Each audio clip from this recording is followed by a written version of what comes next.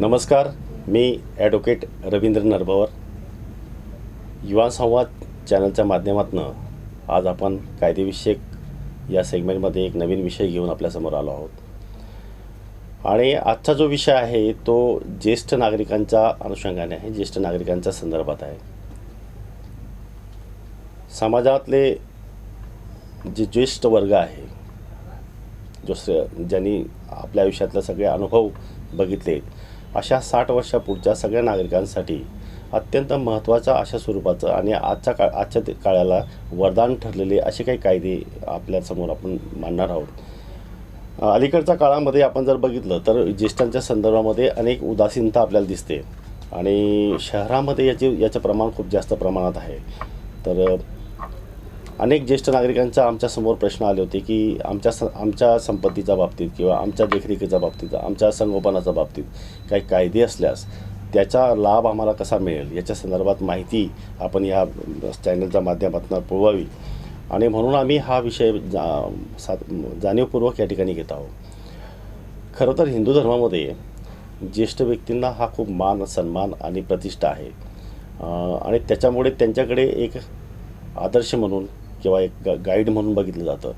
परंतु काळ जसा जसा बदलत जातो तसं या ज्येष्ठांची हेळसांड होत जाते, त्यांच्या प्रॉपर्टीची लूट होते आणि त्यांच्या वार्धक्याच्या काळामध्ये, त्यांच्या आजारपणाच्या काळामध्ये त्यांचे कुटुंबीय किंवा त्यांची जे सदस्य आहेत इतर, हे त्यांच्याकडे लक्ष देत नाही. आम्ही श्रावण बाळाची गोष्ट सातत्याने ऐकतो की एक आपल्या वृद्ध आणि अंध आईवडिलांना एक मुलगा खांद्यावर घेऊन त्यांना देवदर्शनासाठी घेऊन जातो आणि हा आदर्श आमच्या समोर असतानासुद्धा आज परिस्थिती अशी आहे की या ज्येष्ठांच्या बाबतीत अनेक फसवणुकीचे आणि त्यांच्या संपत्तीच्या लुटीच्या बाबतीतचे अनेक प्रकार पुढे आलेले आहेत. तर हे सगळे जे प्रकार आहेत हे अनेक वेळा आपल्याला आपल्यासमोर पेपरमधनं, न्यूजपेपरमधनं, टी व्हीमधनं आपल्याला ऐकायला मिळतात, बघायला मिळतात, आपण ऐकतो आणि त्यावेळेस मन हे फार विचलित होतं. तर या ज्येष्ठांच्या संदर्भामधले जे काही कायदे आहेत किंवा त्यांची जी काही हेळसांड होते हे थांबवण्यासाठी सरकार काय करतं आहे का? तर सरकार खूप काहीतरी करतं आहे, परंतु त्याची आपल्याला माहिती किंवा त्याचे नियोजन जे आहे हे आपल्याला कळत नाही. त्याच्यामुळे आपण या सगळ्या गोष्टीचा लाभ घेऊ शकत नाही. मी मध्यंतरीच्या काळामध्ये एका ज्येष्ठ नागरिकांचा कार्यक्रमाला गेलो होतो आणि त्या ठिकाणी या विषयावर आम्ही बऱ्याच याच्याने बोललो आणि त्यावेळेस आमच्याला असं लक्षात आलं की या ज्येष्ठांच्या बाबतीत त्यांना स्वतःलाच खूप प्रॉब्लेम्स त्यांनी स्वतः क्रिएट करून घेतलेत किंवा त्यांच्या निर्माण झालेले आहेत. तर मध्यंतरीच्या काळामध्ये जी काही पेपरला आम्ही जे वाचलं की त्याच्यामध्ये नातवाने जमिनीसाठी आजीचा खून केला किंवा फसवून वडिलांकडनं या सगळ्या जमिनी लिहून घेतल्यानंतर त्यांना हाकलून दिलं. मध्यंतरीच्या काळामध्ये अशा बातम्या आपल्याही कानावर आल्या असतील. तर हे असे काही गोष्टी आहेत. त्याचबरोबर हा जो विषय आहे हा इतका गंभीर आहे की केवळ हा वर्तमानपत्र आणि टी व्हीपर्यंत मर्यादित नाही, तर आपल्या हिंदी फिल्मसृष्टीमध्ये सुद्धा ह्या विषयावर अनेक पिक्चर झाले. राजेश खन्नाच्या काळामध्ये अवतार नावाचा एक पिक्चर आला होता आणि त्या पिक्चरमध्ये सुद्धा वृद्धांची जी काही व्यथा आहे ही ती मानली गेली होती. अलीकडच्याच काळामध्ये अमिताभ बच्चनचा भूतनाथ नावाचा एक पिक्चर आला होता आणि या भूतनाथमध्ये सुद्धा अमिताभ बच्चन हा भूत होतो आणि त्याचं जे काही म्हणणं आहे त्याच्या मुलापर्यंत पोहोचवतो हे आपल्याला कदाचित सगळ्यांना माहिती असेल. त्याचबरोबर बागबान नावाचा एक पिक्चर आता अलीकडच्या काळात आला की मुलं त्यांच्या वृद्ध आईवडिलांना काय त्रास देतात किंवा कसे त्रास देतात याचंही आपल्यासमोर उदाहरण. त्याच्यामुळे मी वृद्धांच्या ज्या काही अडचणी आहेत किंवा ज्येष्ठ नागरिकांच्या, सिनियर सिटीजनच्या ज्या अडचणी आहेत याच्यावर मी फारसं बोलणार नाही.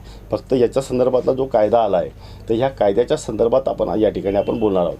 तर भारत सरकारने त्यांच्या राजपत्रामध्ये the maintenance and welfare of parents and senior citizens act 2007 हा कायदा एक अस्तित्वात आणला आहे आणि या कायद्याप्रमाणे काय केलं आहे की या कायद्याप्रमाणे प्रत्येक ज्येष्ठ नागरिकाला त्याची जी काही मिळकत आहे, त्याची जी काही प्रॉपर्टी आहे, त्याची जी काही संपत्ती आहे, तर या संपत्तीचा पूर्ण अधिकार हा पुन्हा त्याच्याकडे येणार आहे. आणि ह्या कायद्याप्रमाणे अनेक गोष्टींची त्याच्यामध्ये उहापोह त्याने या सगळ्या याच्यामध्ये केलं आहे. बऱ्याच वेळेस काय होतं की अनेक ज्येष्ठ नागरिक भावनेचा आहारी जाऊन किंवा भावनावश होऊन त्यांच्या जिवंतपणीच आपल्या मुलांना त्यांच्या संपत्त्या ज्या आहेत या नावावर करून देतात, बक्षीसपत्र करून देतात किंवा त्यांच्या स्वतःचा हक्क सोडून देतात किंवा त्यांना ते ट्रान्सफर करून देतात आणि त्यांची अशी भावना असते की माझं मेल्यानंतर या मुलांनी माझा सांभाळ करावा किंवा माझी जिवंतपणी माझी नीट देखरेख करावी. जोपर्यंत संपत्ती त्यांच्या हातात जात नाही तोपर्यंत ते मुलं फार चांगल्या पद्धतीने त्यांची वागणूक करतात. पण ज्या दिवशी त्या संपत्तीचा सगळा हिस्सा आणि मालकी हक्क त्यांच्याकडे प्राप्त होतो त्याच्यानंतर ह्या वृद्धांचं काही देखरेख काय केलं जात नाही किंवा यांना त्यांची औषध पाणी दिलं जात नाही. आणि मग अशा वेळेस हे हतबल झालेले जे लोक आहेत या लोकांसाठी हा कायदा एक वरदान ठरला आहे. जर काय असं घडलं असेल आपल्यासोबत की आपण ह्या सगळ्या प्रॉपर्ट्या आपल्या जिवंतपणे आपल्या मुलांना देऊन टाकल्या आणि ते मुलं जर आपला सांभाळ करत नसतील, आपलं औषधपाणी करत नसतील, आपली देखरेख करत नसतील, तर अशा वेळेस आपण आपल्या जिल्ह्यातल्या कलेक्टरकडे, जिल्हाधिकाऱ्यांकडे तुम्ही तक्रार करू शकतात आणि तुमच्या ज्या काही तुम्ही जे काय तुमची संपत्ती या मुलांच्या नावाने तुम्ही ट्रान्सफर केली ही संपत्ती तुम्हाला जशीच्या तशी ज्या ओरिजिनल कंडिशनमध्ये तुम्हाला परत मिळवून देतात. यासाठी कुठे स्टॅम्प ड्युटी भरायची गरज नाही किंवा कुठेही तुम्हाला कोर्ट कचेऱ्यासारखी चक्कर मारण्याची गरज नाही. प्रत्येक जिल्ह्यामध्ये कलेक्टर ऑफिसमध्ये किंवा प्रांत ज्या नेमलेले आहेत या प्रांत ऑफिसमध्ये ज्येष्ठ नागरिकांसाठी हे हेल्पिंग कक्ष किंवा हे सुविधा कक्ष निर्माण केलं गेलेलं आहे. आणि ह्या ठिकाणी जर तुम्ही तुमच्या जमिनीच्या बाबतीत जर काय असं घडलं असेल किंवा तुम्ही जी काही घर मिळकत मालमत्ता जर तुमच्या मुलांच्या नावाने करून दिली असेल आणि तो जर तुमची देखरेख करत नसेल तर अशा वेळेस तुम्ही ह्या कलेक्टरसमोर एक साधा अर्ज जरी केला तरी त्याची सुनावणी होते आणि सुनावणी होऊन लगेच ती मिळकत पुन्हा तुमच्या नावावर रिस्टोर केली जाते, तुम्हाला परत दिली जाते. यासाठी तुम्हाला कुठे स्टॅम्प ड्युटी भरायची गरज नाही किंवा तुम्हाला कुठेही चक्रा मारायची गरज नाही किंवा कुणाच्या मदतीची सुद्धा गरज नाही. तर हा एक कायदा खूप छान आहे. त्याचबरोबर जर तुमच्या मिळकती नसतील तर मग काय, तर अशा कंडिशनमध्ये सुद्धा तुम्ही या कायद्याअंतर्गत जर तुम्ही कलेक्टरसमोर अर्ज केला तर कलेक्टर हा तातडीने सुनावणी करून प्रत्येक मुलांना किंवा त्या परिवारातले जे काही तुम्ही ज्यांच्यावर अवलंबून आहात यांच्यावर मेंटेनन्सचा जी जबाबदारी हे ती लागू करतो. आणि जर त्याने ती मेंटेनन्स दिला नाही तर त्याला अटक करण्याची, त्याच्यावर प्रॉसिक्युशन करण्याची किंवा त्याच्यावर कोर्ट खटले चालवण्याची सुद्धा प्रोसिजर या कायद्याने आपल्याला दिलेली आहे.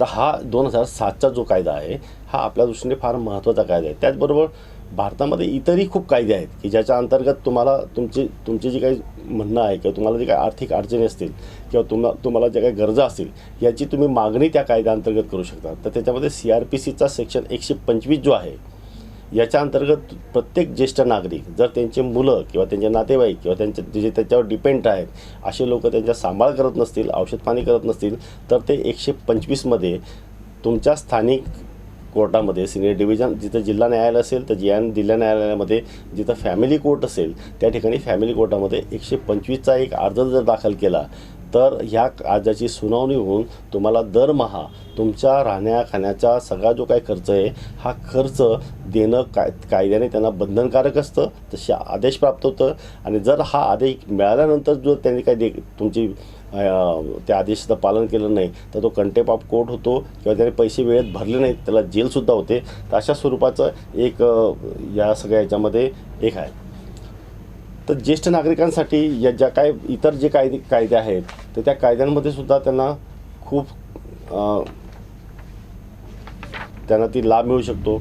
सरकारने सुद्धा अनेक योजना आणलेल्या आहेत, त्या योजनांचा लाभ तुम्हाला त्या याच्यामध्ये मिळू शकतात. तर ते अन्नपूर्णा योजना असेल, अंत्योदय योजना असेल की अशा योजनांमध्ये सुद्धा ओल्डर लोकांसाठी की integrated programme for older person असा एक राष्ट्रीय वेशम योजना एक आहे.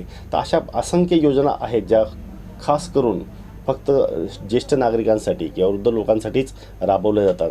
भारतीय राज्यघटनेमध्ये आर्टिकल 14, 15, 16, 21, 38, 39, 40, 41 ह्या सगळ्या आर्टिकल्समध्ये सुद्धा ज्येष्ठांचा जो काही मान आहे, ज्येष्ठांचा जे काही सन्मान आहे याच्या संदर्भात भरीव स्वरूपाची तरतूद आहे. आणि याचं जर कोणी उल्लंघन करत असेल, याचं जर कोणी त्यांच्या अवहेलना करत असेल तर त्याला शिक्षेची तरतूद आहे. आणि त्याच्यामुळे ज्येष्ठ नागरिकांनी त्यांच्या उभ्या आयुष्यामध्ये त्यांना जो काही त्यांच्या मुलांकडनं किंवा इतर त्यांच्या कुटुंबातल्या इतर सदस्यांकडनं जर काही त्रास होत असेल प्रॉपर्टीच्या संदर्भात, तर त्याच्यासाठी ही सगळे कायदे या अस्तित्वात आहेत. ज्येष्ठांच्या संदर्भात नॅशनल आणि इंटरनॅशनल लेवलवर सुद्धा खूप मोठ्या प्रमाणामध्ये मुवमेंट सुरू आहेत. युनोमध्ये सुद्धा ज्येष्ठ नागरिक दिवस साजरा केला जातो. त्या ठिकाणी सुद्धा जगभरातल्या सगळ्या ज्येष्ठ नागरिक जे आहेत, यांनी ज्येष्ठ नागरिकांसाठी अनेक योजना आणि स्कीम्स आणलेल्या आहेत. यांच्या अवेअरनेस करण्यासाठी सुद्धा खूप मोठ्या प्रमाणात स्कीम आणि कार्यक्रम सुरू आहेत. तर ज्येष्ठांसाठी जे काही 2-3 महत्त्वाचे जे कायदे आहेत, ते 125 असेल किंवा CR तो 2007चा कायदा असेल, या कायद्याचा लाभ हा डायरेक्टली किंवा सरळ तुम्हाला मिळतो. त्याचा तुम्ही लाभ घ्यावा अशी आम्ही आशा धरतो. आणि जर तुम्हाला तुमच्या संपत्त्या जिवंतपणे तुमच्याकडेच ठेवायच्या असतील आणि याचं वाटप तुम्ही मेल्यानंतर या सगळ्या संपत्त्यांचं मध्ये भांडणं होणार नाही याची जर दक्षता घ्यायची असेल, तर तुम्ही विल करू शकतात किंवा तुमचं इच्छापत्र तुम्ही लिहून देऊ शकतात. परंतु जिवंतपणे ह्या सगळ्या गोष्टी मुलांना देण्याच्या भानगडीत ज्येष्ठांनी पडू नये अशी आशा धरतो. आणि ह्या सगळ्या ज्येष्ठांना जे काही अडचणी येतात, या अडचणींसाठी हा व्हिडिओ, यातली माहिती आपल्याला खरंच उपयुक्त होईल अशी आशा धरतो. नमस्कार.